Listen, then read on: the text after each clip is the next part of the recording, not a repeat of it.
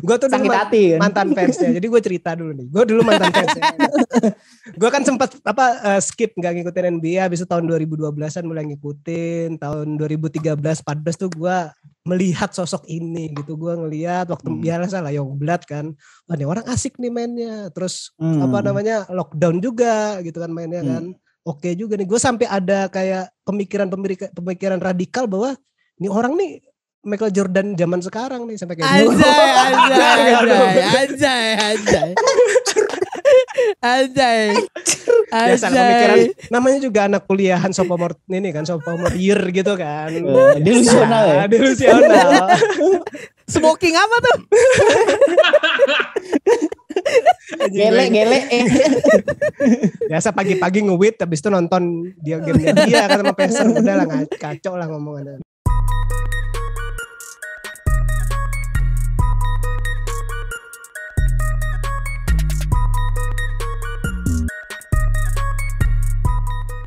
Jadi yang kita omongin ini adalah Paul George yang mana dia juga sering menyebut dirinya The Batman ya.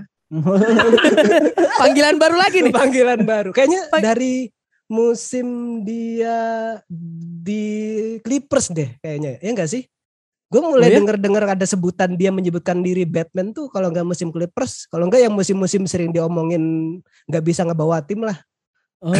Itu dia mulai kayak gitu dan itu waktu saat-saat gue udah kayak gue kasih kesempatan terakhir deh gimana malah mengecewakan gitu ya.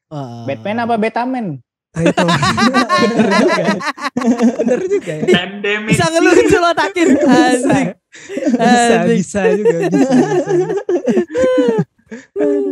Nah, ya jadi maksudnya di musim ini kayak gimana ya? Kalau gue lihat juga dia secara statistik poinnya tuh ya lumayan bagus di bawah waktu zamannya di OKC lah. 26 poin per game, 5 assist, 7 rebound dan player efficiency ratingnya itu 21.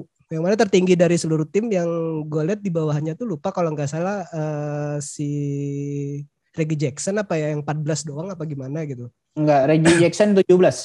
Hah?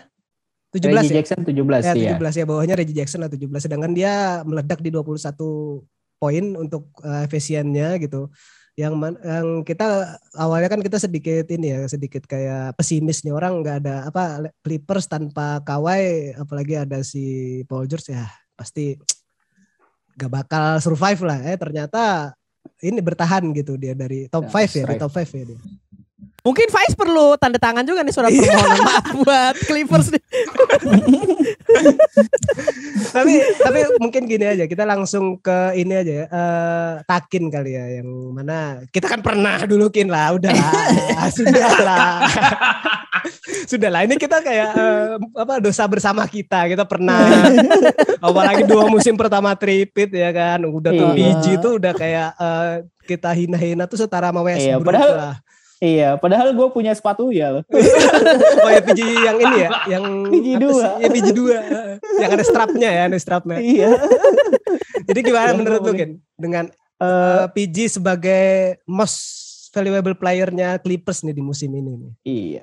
Musim ini sih emang kelihatan banget gitu Paul George ternyata bisa juga nge-carry Clippers gitu, yang dimana di luar ekspektasi di luar ekspektasi gue gitu. Gue nyangkanya bakalan ya Paul George struggle bakalan, ya. Iya bakalan struggle gitu. Bisa gue anjingin lagi Paul George. Ternyata dia membuktikan bahwa dia bisa gitu. Dan emang secara dia nggak cuman sebagai first scoring option tapi juga jadi pembagi distributor bola juga gitu, tahun ini. Benar. Dan ini emang beda sih gaya mainnya daripada yang sebelumnya Athletic George ke sekarang yang lebih nyaman di mid range sama 3 point. Tapi kayak menurut lu ini gak sih Kin tanpa ada Kawhi nih kayaknya PG nih harus shining sendiri nih. Kalau ada Kawhi tuh dia kayak malu-malu tai kucing. Malu-malu kucing gitu ya. Tai kucing gitu. Kayak Harden Bukan masalah malu-malu sih, tapi karena emang harus berbagi produksi kan sama Kawhi gitu. Jadi kayak ini ya kayak jadi nggak terbiasa gitu soalnya kayak mungkin gerakannya juga terbatasi kali ya. Ya Enggak sih, masalah ini aja harus berbagi poin juga kan emang. Oh, emang rakus berarti ya, greedy dia. Dan yang gue baca-baca juga soal Clippers ini adalah bahwa karena yang Takin bilang tadi juga dia yang jadi ngebawa bola banyak gitu ya. Kita bisa ngelihat angka turnovernya Paul George jadi all time-nya dia yaitu 4,1 gitu kan. Turnover per game-nya dia. Dan ini gue baca juga karena John Wall nggak dimainin sama Rockets ya. Ya mungkin John Wall sendiri bisa jadi opsi buat Clippers untuk ngeringanin beban Paul George sendiri gitu. Mungkin ya nggak usah sih. John Wall nggak usah. Gimana? Kenapa tuh Kin? Kenapa ya tuh? Karena Reggie Jackson aja udah cukup sih kalau menurut gue. Secara ya ini kan ball handlernya ya ini ya. Reggie Jackson kan ada gantian sama Eric Bledsoe juga Pak. Udah cukup sih. Kebanyakan juga nanti kalau ya ditambah ini lagi John Wall juga sama beban apa? Udah nggak punya cap space-nya udah habis. Ya apa jadi John Wall yang taking pay cut. Kalau willing to take a pay cut ya kayak Marcus Cousins mungkin gitu. Ya nggak usah sih John Wall nggak usah. Udah terlalu banyak itu. Udah terlalu banyak bagian depannya udah guardnya udah lumayan heavy gitu. Udah rotasinya. Ada Bledsoe juga ya maksudnya kalau ada John Wall tuh bakal tabrakan kali John Wall sama Bledsoe soalnya kan tipe-tipenya mirip juga mereka kan. Iya sama kan. Nggak perlu juga sih kalau menurut gue. Ntar ngerusak chemistry juga. Apalagi kan gue lihat udah cukup memuaskan ya lihat Reggie Jackson di musim sebelumnya dia cuman bersinar cuman beberapa momen, sekarang dia udah mulai konsisten. Jadi starter iya. Kan. Ya walaupun ya masih inkonsisten sih. Kadang-kadang anget, kadang-kadang kagak. sama efisiensinya masih jelek Reggie Jackson. Field goalnya aja nggak nyampe 40%. Ini kayaknya Reggie Jackson ini mesin diesel dia lama dia panas. Iya. Tapi di playoff time lumayan bagus sih. Tapi kalau yang gue lihat nih, sepertinya nih Didit udah mau mengutarakan sesuatu nih. Itu dia. Kita tuh sama-sama. Ini gue nih selalu gue embrace gitu, sesama. Sabar banget Didit. Iya. Gue tuh tahu Didit. Gue kan cerita kalau gue tuh fans banget sama PG gitu. Gue juga. Tapi ya gue harus memutuskan daripada gue sakit hati mendalam gitu ya Dit ya. Jadi menurut lu gimana nih Dit? PG yang shouldernya bener-bener bisa nih membawa Clippers survive di season ini. Shouldernya nggak gini-gini nih. Nggak oleng ya, nggak oleng. Nggak tiap kali habis bad playoff performance dia pegang-pegang shoulder enggak. Sekarang tuh udah. bisa nge-carry tim gitu loh. Gimana? Udah bisa ngelus kayak gini ya. Udah nge-carry nih gitu kan. Ya, monggo Didit. Duh, kalau gue boleh bilang ya MVPG Dark Horse lah. Horse. Pemain 13 terbaik di NBA. Dia pasti top 15 saat ini menurut gue. Top 15. Nggak top 10 ya. Gue nggak tahu kalau top 10 kayak segimana. Kayak gue rasa dia top 15 ya. Dan gue rasa nih kalau gue lihat dari gaya permainan dia semenjak di Clippers tuh kayak berubah gitu loh. Dulu kan Dulu kan emang dia menggunakan kelincahan, kelenturannya, finesse-nya dia kan dalam menghindari kontak body. Sekarang dia juga jadi lebih banyak dia banyak cari kontak body kalau di paint, kalau main di dalam. Tetap dia nggak menghilangkan ke smooth-nya dia dalam jump shot, except di 3-point-nya. 3-point dia emang kadang angin-anginan ya. Hanya dia nggak menghilangkan smooth-nya dia, kayak dia masih bisa meliuk-liuk juga layupnya, offensive package-nya kayak udah mulai ke free throw dia nyari kontak di itu, terus masih ada dang-dang dia kayak dang normalnya dia, nggak throw down kencang kayak di Pacers atau OKC dia, tapi kayak dia masih bisa finishing under the rim dengan sangat strong juga. Cukup eksplosif lah dang ya. Iya, masih ada eksplosif ya. Mungkin ini prime years-nya ya, apalagi kan biasanya umur segini juga orang lagi matang-matangnya main ya, bagus-bagusnya somehow, terus jadi averaging point-nya kan masalah second best since his OKC MVP season, terus dia juga leading in his team in assist kan, playmaking-nya gue rasa semakin better ya, emang di bawah dengan turnover juga sih yang 4,1 yaitu sebuah minusnya, hanya gue rasa PG itu so far sih nggak mengecewakan ya, dia nggak nge-carry secara total sih menurut gue. I think dia menunjukkan aja kalau dia the best player on the court, tapi teman-temannya pun bisa mengikuti dia gitu loh. Apalagi kan tanggal 1 November dia kan player of the week 4-0. gue rasa itu udah cukup deserving sebagai top 13 player in the league. Dia gue rasa masih pemain ke-13 terbaik sih menurut gue. Masih ada 12 pemain yang menurut gue lebih better dari dia sih so far. Dan ini ya, Clippers sendiri kalau melihat rekornya 10 game terakhir kan dia menang 7 kali dan kalah 3 kali gitu. Kemarin sempat kalah dan semenjak kalau nggak salah ada di Stat News juga gitu kan, ada running joke dikit-dikit gitu. Bahwa semenjak tim Los Angeles Lakers gitu, semenjak Staples Center ganti nama jadi Crypto Arena gitu kan, itu kalah terus gitu loh. Termasuk Clippers juga ikutan kena imbasnya gitu sih. Iya. Kena apesnya dia, kena apesnya. Emang agak gimana ya, sebagai tim yang lumayan, kalau gue lihat secara eye test tuh mereka timnya mereka agak diesel ya, kayak mereka tuh nggak bisa scorching hot langsung gitu loh.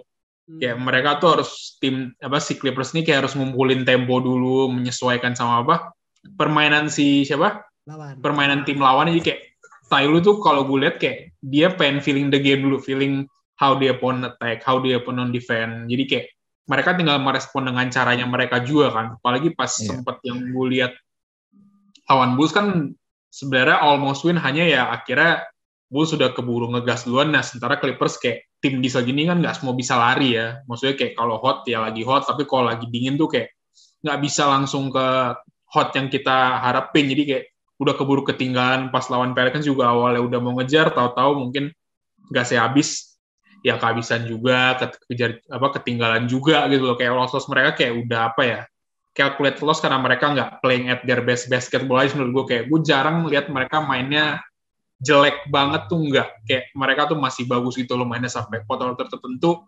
Ya udah tim yang lain tuh jauh somehow ya lebih better aja dari mereka pada saat itu sih kalau gue lihat.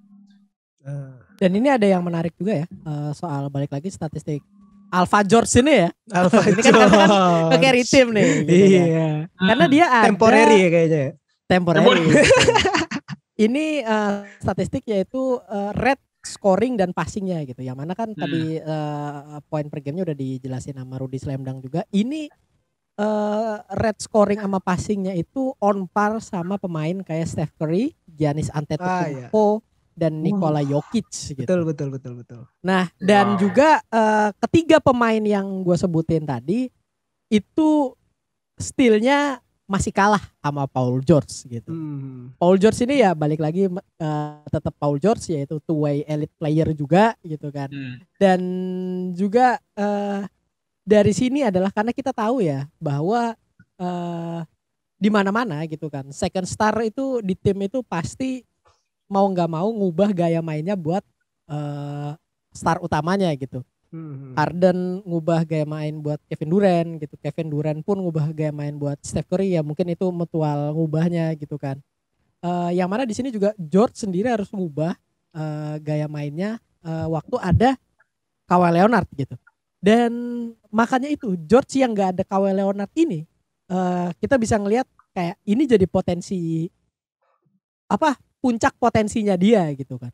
Walaupun memang secara outcome mungkin kalau kita boleh ngomong ya tetap perlu Kawhi gitu kan. Begitu. Playoff kemarin juga kan Paul George juga gimana ya? Dia emang jadi Paul George yang seharusnya gitu, yang udah digadang-gadang sama fans Pacers zaman waktu itu gitu. Gitu. Pandemic P. udah terhapus sih kayaknya. Udah terhapus. Gue tetap stay low aja. Soalnya kata Fight Rex masih disebutin Pandemic P. Jadi yang parah itu Ben Simmons anjing. Ada rapper roastingnya Ben Simmons semua itu. Di liriknya gitu. Iya. You ain't no shooter, you're just like Ben Simmons gitu. Tapi gue mau membela nih, kalau di musim kemarin tuh udah hilang Pandemic P, karena di playoff juga Paul George kan bener-bener konsisten gitu poinnya, terus cara mainnya juga bener-bener konsisten. Jadi emang Pandemic P itu yang di 2 musim sebelumnya aja gitu. Walaupun gue udah putus hubungan gitu sebagai fans tuh tetap aja gue tuh tetap. Ini mantan ya ini ya. Iya mantan. Tetap berpikir rasional gitu walaupun udah jadi mantan. Itu menarik emang sih. Pandemic P. Tapi karena ini podcast repeat juga ya, gue jadi pengen bertanya gitu soal Clippers musim ini gitu. Kayak gua nanya yang soal Warriors gitu. Apakah sustainable dengan menggunakan Paul George sebagai star utama? Mulai dari Didit dulu nih. Selama musim ini ya? Selama musim ini. Sustainable ya, mereka masih oke kok mainnya menurut gue ya. Pada akhirnya tapi tetap butuh Kawhi juga sih. Maksud gue kayak tadi Zain bilang bahwa kan banyak superstar yang harus menyesuaikan kalau punya ya pemain yang top dog lah gitu. Maksudnya kayak alfanya siapa kan. Nah, karena bagusnya PG itu dia bisa menyesuaikan sih sama Kawhi Leonard. Jadi kayak dia bisa jadi complementary second star-nya gitu loh. Second star-nya kayak dia tahu ya dia tuh PG tuh menyadari bahwa ya Kawhi itu is the better player. Jadi dia bisa menyesuaikan aja, tapi pas saat Kawhi nggak ada ya dia siap juga kayak taking the mental kayak okay, this is my time to be the first player lah. Gitu kan. Sejauh ini sustainable iya ya, tapi kan baru 17 game ya. Kita nggak tahu halfway through the season apakah akan sustainable apa enggak, karena biasanya kan pasti tim ada yang mulai capek, ada yang mulai juga dapat formulanya, ada yang mulai ketahuan siapa non-playoff or playoff tim. Nah, gue ngerasa Clippers masih ada di jalan yang cukup bagus, masih dengan di number 6 seed, gue rasa belum tentu ke play juga, paling play itu adalah ya hasil paling minimal ya, karena expect-nya gue mungkin kalau nanti Lakers dapat stride-nya, terus kayak Mavericks tiba-tiba kembali panas juga kan, terus atau kayak Phoenix Suns sama GSW masih building winning streaks atau racking up wins, gue rasa sih ya Clippers masih di belakang mereka ya pada akhirnya menurut gue. Itu juga asumsi kalau Blazers tiba-tiba juga membaik juga kan. Jadi sustainable sih pas, tapi in the end tetap kayak gue bilang pas kita bahas, kita butuh Kawhi sih. Kalau emang kita mau opening the door to NBA Finals ya kita butuh Kawhi Leonard at the full strength sih. Betul. Nah ini kalau dari Takin nih, gimana nih kalau menurut lu nih tentang Paul George musim ini yang apakah sustainable buat Clippers sendiri gitu? Iya, kalau dibilang sustainable sih sustainable gitu. Kecuali untuk ya sama kayak Didi juga untuk di playoff run ya tetap harus butuh Kawhi gitu. Kalau di regular season sih kalau menurut gue kayaknya Clippers bakalan 5 seed gitu. Setidaknya. Itu iya 5 atau 6 seeds gitu. Tapi untuk kalau ke depan playoff run-nya ya tetap harus butuh Kawhi sih. Kalau emang mau sampai ke finals gitu. Yang mana kita ngelihat persaingan. Kalau untuk menang sih kayaknya kurang gitu.